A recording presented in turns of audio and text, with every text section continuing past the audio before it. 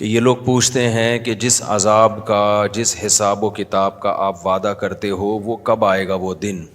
مشرکین اکثر یہ کہا کرتے تھے بھائی وہ دن بتائیں، ٹائم کیوں نہیں آپ بتا رہے؟ تو اللہ نے ہمیشہ اس سوال کا ایک ہی جواب دیا کہ اے نبی آپ ان کو بتا دیں کہ موت کے بعد ایک زندگی ہے اور قیامت قائم ہوگی، کب ہوگی اس کا وقت مجھے معلوم نہیں ہے، علمھا عند ربی، اللہ کو پتہ ہے۔ ہمیشہ اس سوال کا یہی جواب دیا گیا، لیکن یہ ہے کہ یقیناً ایک دن حساب و کتاب دینا، اس سے بھاگ نہیں سکتے، کچھ بھی کر لو،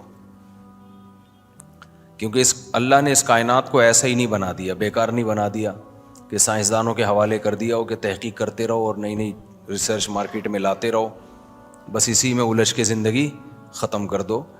ایسا نہیں ہے،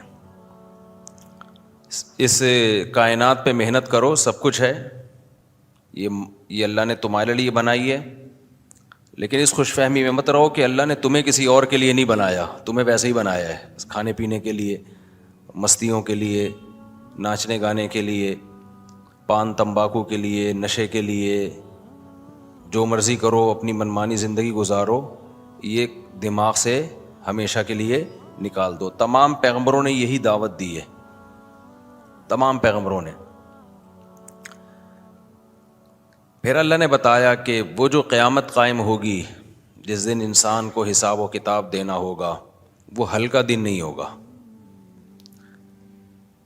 اس کی ہولناکیاں بیان ہو رہی ہیں سورہ معارج میں، یوم تکون السماء کالمہل وتکون الجبال کالعہن، پہاڑ روئی کے گالوں کی طرح اڑ رہے ہوں گے، اتنے بڑے بڑے پہاڑ۔ صنع اللہ الذی اتقن کل شیء، دوسرے مقام پہ قرآن میں آتا ہے کہ جس اللہ نے ہر چیز کو بہت مضبوط بنایا، اسی اللہ کی یہ کاریگری ہے کہ اس کو تباہ و برباد کر دے گا، ایسے اڑا دے گا جیسے پھونک سے غبار اڑایا جاتا ہے، ایسے اڑائے گا یہ۔ تو ہماری تمام تر ترقیاں جو بہت بلندی تک پہنچ چکی ہوں گی، وہ دھڑام سے ساری نیچے آ کے گریں گی، ختم، فنش۔ پھر اللہ تعالیٰ پوچھے گا لمن الملک اليوم، آج بتاؤ کس کی بادشاہی ہے؟ یہ انسان بھی عجیب فلم ہے، ایک طرف یہ کہتا ہے کہ یہ کائنات بہت بڑی ہے، تو نوری سال آپ نے سنا ہوگا نا، اتنے بڑے بڑے ستارے، سیارے، اتنی زیادہ ہماری جو کہکشاں ہے اس میں اربوں ستارے ہیں، وہ ایک کہکشاں، ایسی اربوں کہکشائیں ہیں، اتنی بڑی کائنات ہیں کہ ہماری مثال جو ہے نا مکھی مچھر سے دینا بھی ٹھیک نہیں ہے، انسان کی تو کوئی اوقات ہی نہیں ہے۔ وہ کہتے ہیں نا بابے تو کوئی شے ہی نہیں ہے، انسان ہی کوئی شے نہیں ہے، حقیقت میں دیکھا جائے تو بابے تو دور کی بات، ہم میں سے کوئی بھی کوئی شے ہے نہیں۔ اچھا عجیب بات یہ ہے کہ قرآن بھی اس بات کا اعتراف کرتا ہے کہ تمہاری تو کوئی حیثیت ہی نہیں ہے۔ جب ہماری کوئی اوقات ہی نہیں ہے تو پھر سوال پیدا ہوتا ہے یہ پوری کائنات ہمارے لیے کیوں بنائی گئی؟ ایک طرف قرآن انسان کو بڑا پروٹوکول بھی دے رہا ہے، وَسَخَّرَ لَكُم مَّا فِي السَّمَاوَاتِ وَمَا فِي الْأَرْضِ جَمِيعًا مِّنْهُ، سارا میں نے کس کے لیے بنایا؟ تمہارے لیے بنایا۔ اور ایک طرف اس کائنات کی وسعتوں کو دیکھیں تو ہماری کہکشاں کی کوئی حیثیت نہیں ہے، کہکشاں کی، پھر اس میں اربوں ستاروں میں ایک سورج ہے، اور وہ بھی اس نظام شمسی کا مرکز ہے، تو سورج کے بھی سیاروں میں سے ایک چھوٹا سا سیارہ ہے ہمارا زمین، تو ایک نقطہ بھی نہیں ہے، اور اس پر انسان وہ اور پدا سا، کیا خیال ہے؟ تو یہ ملحد لوگ، ایتھیس لوگ بھی یہ اشکال کرتے ہیں کہ یار یہ اس کی کیا اوقات ہے اس کائنات میں، یہ تو ہو گیا آٹومیٹیکلی بن گئے، تو چل رہے ہیں، گھوم رہے پھر رہے ہیں۔ قرآن نے اس اعتراض کو تسلیم کیا ہے کہ تمہاری کوئی اوقات نہیں، بلکہ قرآن نے اس سے بڑھ کر بات کی ہے کہ جتنی تم اپنی اوقات سمجھ رہے ہو اتنی بھی نہیں ہے۔ انا خلقناہم مما یعلمون، یہ سورہ معارج ہی کے آخری رکوع میں آئے گا۔ اللہ فرماتے ہیں ہمیں پتہ ہے ہم نے تمہیں کس چیز سے بنایا، تمہیں تو ایک غلیظ پانی سے بنایا ہے، تم جتنی اوقات سمجھ رہے ہو نا اتنی بھی تمہاری نہیں ہے، تم تو بڑے فن خان بنے پھرتے ہو اور مونچھوں کو تاؤ دے رہے ہو۔ اور میں ہر وقت کرتے رہتے ہو. ماضی اپنا اٹھا کے دیکھو, غلیظ پانی. حال دیکھو تو پیٹ میں ہر وقت گند لے کے انسان گھوم رہا ہے کہ نہیں گھوم رہا. تبھی تو کسی مجمع میں ہوا خارج ہو جائے تو جس نے کی ہوتی ہے نا سب سے زیادہ ناک وہی دبا رہا ہوتا ہے, تاکہ شک بھی نہ ہو کہ میں نے یہ کام کیا ہے. ایسے بنا ہوا ہوتا ہے ناک پکڑ کے نا, تاکہ اگر شک بھی ہو گیا تو میری بےزتی ہے. بھائی بےزتی کی کیا بات ہے, سب کے پیٹ میں گندی بھرا ہوا ہے. کبھی ایسا نہیں ہوگا کہ ہوا خارج ہو اور خوشبوؤں کے جھونکے آنا شروع ہو جائیں. سب پیٹ میں گند لے کے گھوم رہے ہیں. اور فیوچر کیا ہے, مرنے کے بعد ہوتا کیا ہے, فوراً کیڑے. میں اپنی مرغیوں کے لیے کیڑے بناتا ہوں.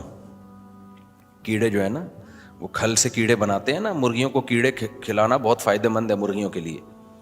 میں نے ایک مسئلہ بھی یہ بتا دوں کہ ایک مسئلہ میں نے بیان کیا تھا کہ مرغیوں کو حرام کھلانا جائز نہیں ہے. تو حرام کا مطلب سمجھو, مرغیوں کے لیے حلال حرام نہیں ہوتا. حرام کا مطلب ہے مردار, وہ جانور جو ذبح کر کے اللہ کا نام لے کے ذبح کیا جاتا ہے. وہ جانور جو ہے, جیسے آپ اگر کوئی جانور ذبح کیے بغیر کھا جائیں تو آپ کے لیے جیسے کھانا حلال نہیں ہے, ایسے ہی وہ جانور جانوروں کو کھلانا بھی جائز نہیں ہے. تو اس کا یہ مطلب نہیں ہے کہ مرغیوں کے لیے بھی حلال حرام, مرغیوں کے لیے تو سب حلال ہے, لیکن آپ کے لیے جائز نہیں ہے کہ آپ مردار کھلائیں جانور کو. حرام کھلاؤں کی بات نہیں کر رہا, حرام کھلا سکتے ہیں. حرام سے مراد کیڑے مکوڑے, یہ بھی تو ناجائز ہے نا, یہ مرغیوں کو کھلا سکتے ہیں, لیکن مردار نہیں کھلا سکتے. مردار کیا چیز ہوتی ہے, وہ جانور جن کو ذبح کر کے کھایا جاتا ہے.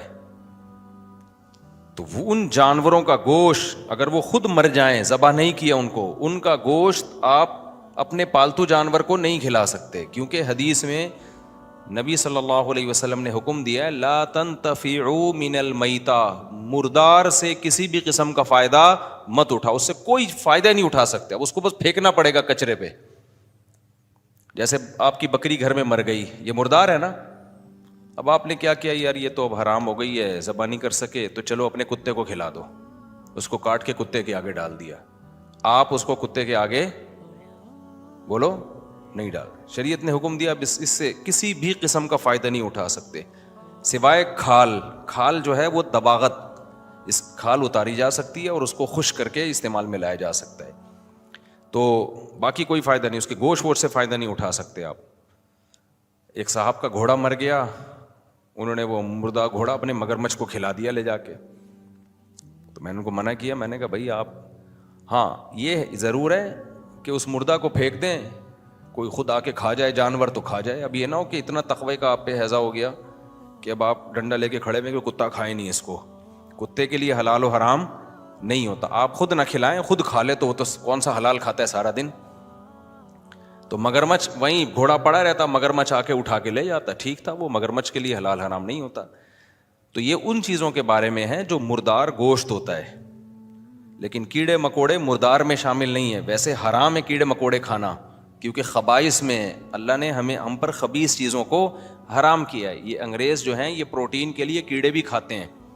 یہ جو ہمارے یہاں سے کیڑے جاتے ہیں نا, یہ ایکسپورٹ ہوتے ہیں, وہاں گورے ان کو واش کر کے ان کیڑوں کو کیپسول میں ڈال کے کھا جاتے ہیں. گوروں کو اس سے مطلب نہیں ہے کیڑا کھا رہے ہیں, کیونکہ گوروں کو جو کیڑا ہے نا وہ اللہ معاف فرمائے وہ بہت بڑا کیڑا ہے. ان کو آخرت پر ایمان نہ لانے کا کیڑا, اس کی وجہ سے وہ کیا کچھ کھا جاتے ہیں. جب آخرت پر ایمان نہیں ہے تو پھر تو آدمی کہتا ہے پروٹین چاہیے بھائی, مجھے کیڑوں سے ملے یا گوشت سے ملے, حلال حرام کا کیا ہے, وہ تو کھا جاتے ہیں. تو وہ کھا رہے ہیں, آپ پروٹین کے لیے خدا کے لیے یہ کیڑے میڑے مت کھانا. اب میں کیا کرتا ہوں, وہ کیڑے بنا لیتا ہوں تو وہ مرغیوں کو کھلا دیتا ہوں. تو ایک دن کسی نے کہا کہ یار یہ کیڑوں پہ کتنا ظلم ہو رہا ہے, زندہ کیڑے جو ہے وہ مرغیاں کھا رہی ہیں, پھر وہ انڈا ہم کھا سکتے ہیں, تو کیڑوں پہ ظلم ہو رہا ہے. میں نے کہا اصل تو ظلم ہم پر ہوگا جب یہ کیڑے ہمیں کھائیں گے. سمجھ رہے ہو نا, ہم جو مرغیوں کو کیڑے کھلا رہے ہیں نا, تو کیڑوں پہ ترس نہ کھاؤ. ترس کس پہ کھاؤ, انسانوں پہ. آپ کیا سمجھتے ہو ہم بچ جائیں گے ان کیڑوں سے؟ قبر میں سب سے پہلے ہمیں کون کھائے گا, کیڑے ہی کھائیں گے, اور ایسی طبیعت سے کھائیں گے نا, اللہ معاف فرمائے. آپ نے تو پرانی لاشیں دیکھی نہیں ہوں گی, میں نے تو دیکھی ہیں پرانی لاشیں, 2-2 3-3 دن باہر پڑی ہوئی لاشیں نا, جیسے قتل نہیں ہو جاتے لوگ, پڑے ہوتے ہیں, کوئی پوچھنے والا نہیں ہوتا. میں نے ایسی لاشیں دیکھی ہیں, اف, اتنی خطرناک ہوتی ہے انسان کی حالت. آنکھوں کے اندر کیڑے, ناک کے اندر کیڑے, اتنی اسمیل, اتنی بدبو, اور ایسے کھا رہے ہوتے ہیں اسپیڈ کے ساتھ, ایسے پروٹین حاصل کر رہے ہوتے ہیں نا کیڑے. یہ ہماری کیا ہے, اوقات. اٹ از کالڈ اوقات. یہ بھنے خان 3 پیس سوٹ ٹائی میں بیٹھا ہوتا ہے, اور غریبوں تمہاری ایسی کی تیسی, مزدوروں تمہاری ایسی کی تیسی. پیسوں سے عزت ہے نا انسان کی. آج کل کیا ہو رہا ہے, پیسہ ہے تو ہے, نہیں ہے تو جس کے پاس کھانے کو روٹی نہیں اس کو کوئی سمجھتا ہی نہیں کچھ بھی. جتنا مالدار ہوگا نا کیڑے اتنا ہی خوش ہوں گے. غریب کے اندر تو بیچارے کو چربی ملے گی نہیں, اس کو نہ کولیسٹرول ملے گا, ڈائریکٹ ہڈی شروع ہو جائے گی. کیڑے جب کھائیں گے تھوڑا سا پروٹین ملے گا, پھر ہڈی کو کیا کریں گے بیچارے, وہ ہڈی تو بہت عرصے تک صحیح پڑی رہتی ہے. غریب کو جب کیڑا پھوڑے گا نا تو کیڑا کہے گا یار اب مزہ آیا کھانے کا.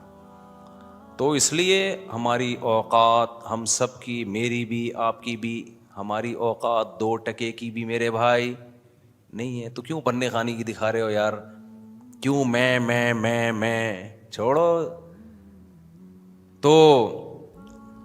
تو یہ جو ایتھیس لوگ ہیں, ملحد لوگ ہیں, یہ اعتراض کرتے ہیں کہ انسان کی تو کوئی اوقات نہیں ہے, اور یہ کہتے ہیں پیغمبروں کو بھیجا اللہ نے, سجدہ کروایا فرشتوں کو, پوری کائنات بنائی کس کے لیے, انسان کے لیے, اور جنت بھی ہے جہنم بھی ہے. تو یہ سارا پروٹوکول کس کو دیا جا رہا ہے, انسان کو. تو پروٹوکول اس کو دیا جاتا ہے جس کی اوقات ہو, جس کی اوقات ہی نہ ہو, یا اس کو دیا جاتا ہے جس کی بہت بڑی اوقات ہو, ویلیو ہو.